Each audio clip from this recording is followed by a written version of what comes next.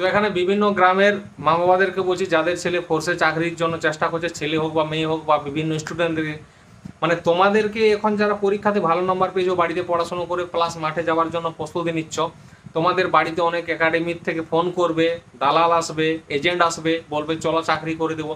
তো তাদেরকে আমার ভিডিও দেখিয়ে দিবে, দেখবে আমার ভিডিও দেখার সাথে সাথে গাল দিতে আরম্ভ করবে।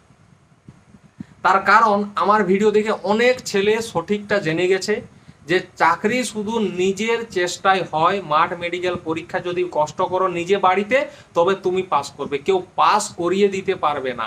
গেটের ভেতরে তোমার পরিবর্তে অন্য কেউ পরীক্ষা দিবে না, তোমার পরিবর্তে অন্য কেউ রানিং করে দিবে না, তোমার পরিবর্তে অন্য কোনো লোক গিয়ে মেডিকেল দাঁড়াবে না, তোমাকেই করতে হবে। তা তোমার যদি পা একটা না থাকে, তুমি লাখ লাখ টাকা দিয়ে দিলেও তোমাকে চাকরি হবে না, এটা মনে রাখবে।